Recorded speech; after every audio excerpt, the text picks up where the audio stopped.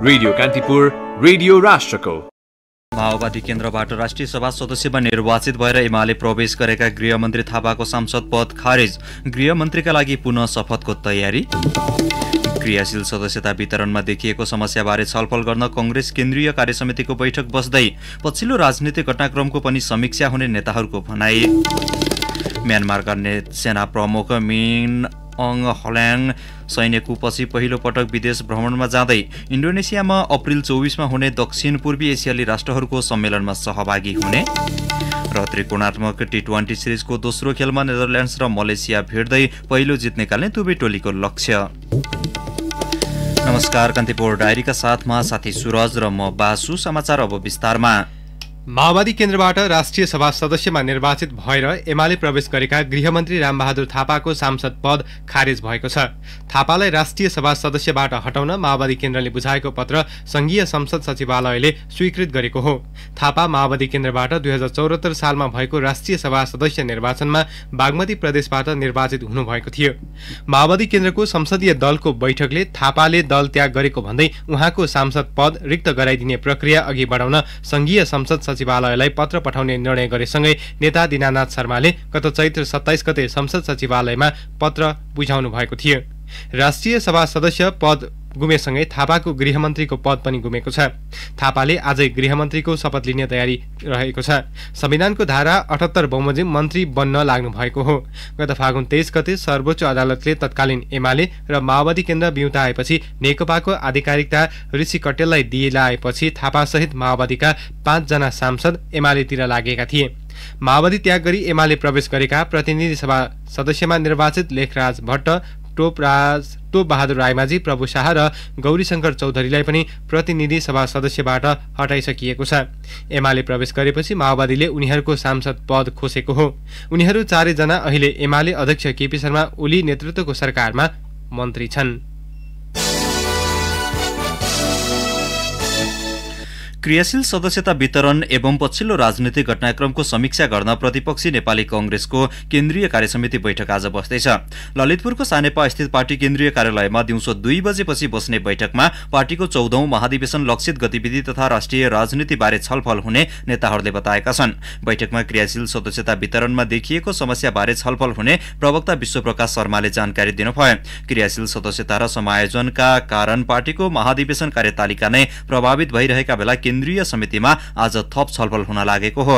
हाल 4,70,000 क्रियाशील सदस्यता रहेको कांग्रेसले आगामी महाधिवेशन अघि 9,20,000 पुर्याउने महत्वाकांक्षी लक्ष्य राखेको छ।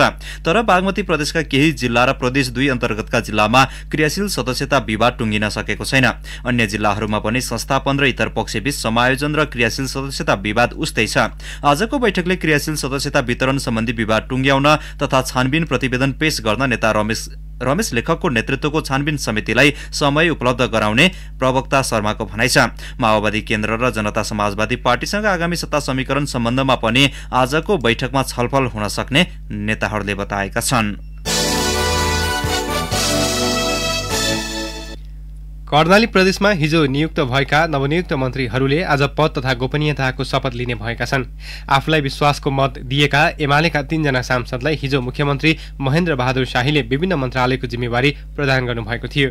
पार्टीको निर्णय व्यवस्था गर्दै फ्लोर कस गरेका एमालेका नन्दसिंह बुढा, अमर बहादुर थापा र कुर्मराज शाहीलाई आज पद तथा गोपनीयताको शपथ गराउन लागिएको कर्णाली प्रदेश सरकारकी प्रवक्ता विमला केसीले बताउनुभयो।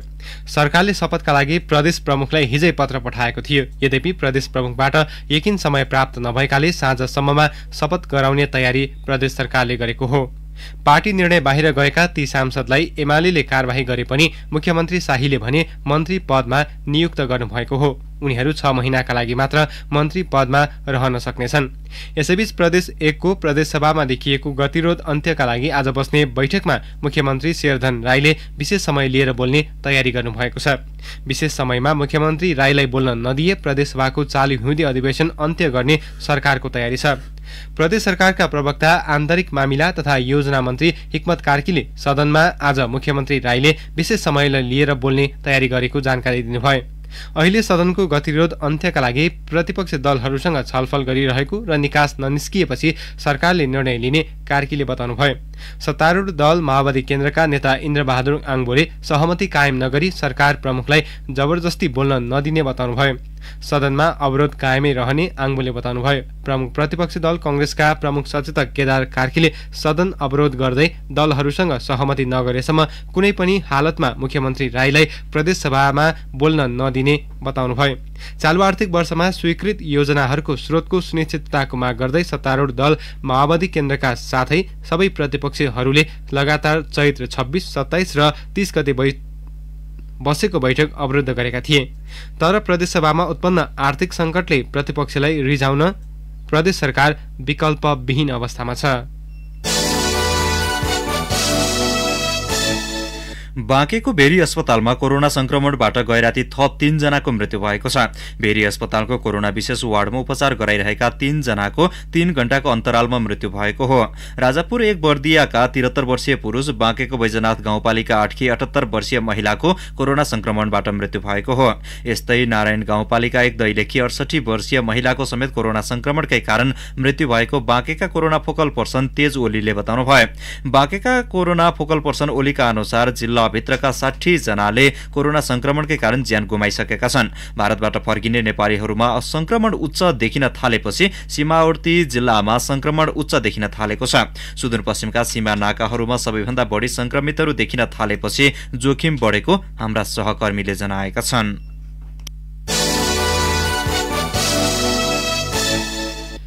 विश्व सम्पदा दिवस सचेतनामूलक विभिन्न कार्यक्रम गरी आज मनाइँदैछ। हरेक वर्ष अप्रिल महिनाको 18 तारिकमा सम्पन्न सम्पदा दिवस मनाइने गरिन्छ।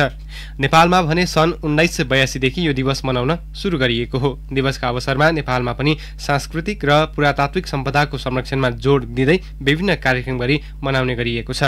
काठमाडौँ उपत्यकाभित्र 7 वटा सम्पदा विश्व सम्पदा सूचीमा सूचीकृत भएका छन्। 2072 सालको भूकम्पले क्षति पुर्याएका पुरातात्विक सम्पदाको पुनर्निर्माणमा ढिलाइ हुँदा कतिपय सम्पदाहरू लोप हुँदै गएका छन्।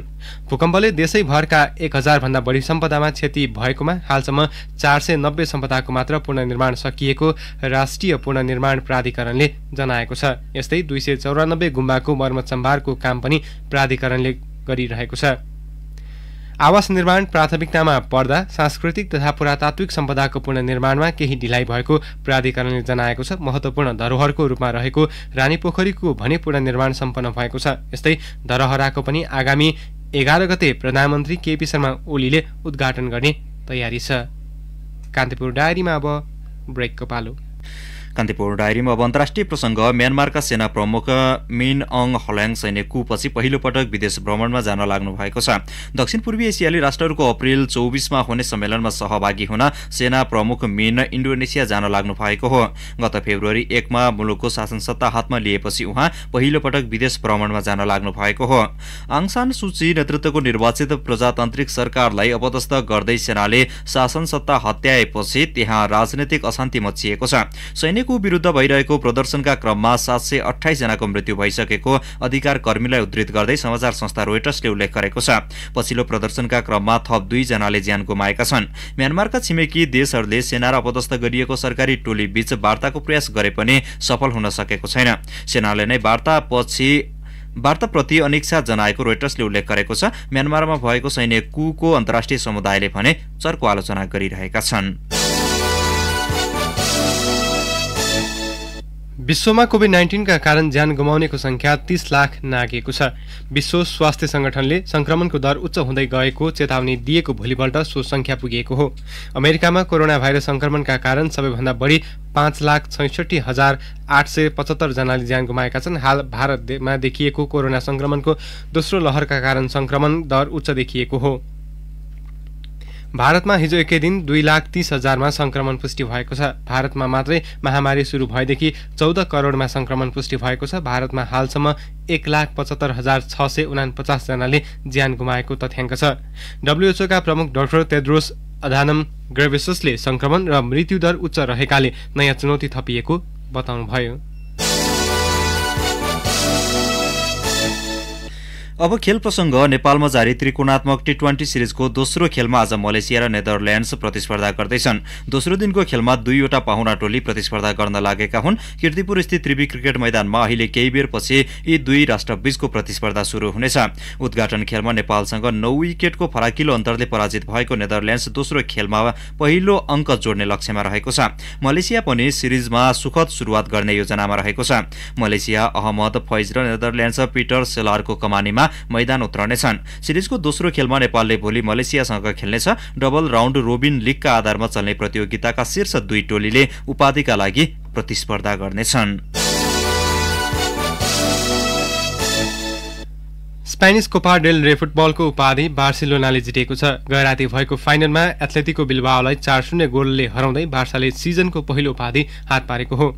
सेभिया स्थित स्टाडियो ला कार्टुजमा भएको फाइनलमा बार्सालाई जित दिलाउन लियोनल मेसीले 2 तथा एन्टोनियो ग्रिजमन र फ्र्याङ्क डी जोङले 1-1 गोल गरे। 60औं मिनेटमा ग्रिजमनको गोलमा अग्रता बनाएको बार्साका लागि डी जोङले 63औं मिनेटमा अर्को गोल थपेका थिए। 68 र 72औं मिनेटमा मेसीले गोल गर्दै टोलीलाई सहज उपाधि दिलाए।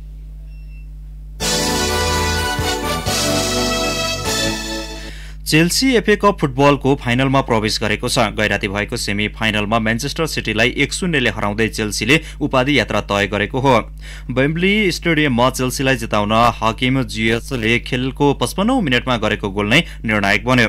पहिलो हाफ गोलरहित बराबरीमा सकिएको खेलमा जिएसले गोल गर्दै चेल्सीलाई अग्रता दिलाएका थिए। त्यसपछिको समय दुवै टोलीले थप गोल गर्न नसक्दा सोही नतिजा निर्णायक बनेको हो। खेलमा बल पोजिसनमा पकड बनाए पनि सिटीले पाएका अवसर सदुपयोग गर्न नसक्दा सेमिफाइनलबाटै बाहिरिएको हो। चेल्सीले उपाधिका लागि आज हुने दोस्रो सेमिफाइनलको विजेतासँग खेल्नेछ। दोस्रो सेमिफाइनलमा आज राति लेस्टर सिटी र साउथह्याम्पटन प्रतिस्पर्धा गर्दैछन्। हवस्, कुनै प्रसङ्गसँगै कान्तिपुर डायरीको यो बुलेटिन अहिलेलाई यहीँ सकिन्छ। दिउँसो 1 बजे डिस्ट्रिक्ट डायरीका साथमा उपस्थित हुने नै छौँ। अहिलेलाई साथी सुरज र म बासु बिदा हुन्छौँ। नमस्कार।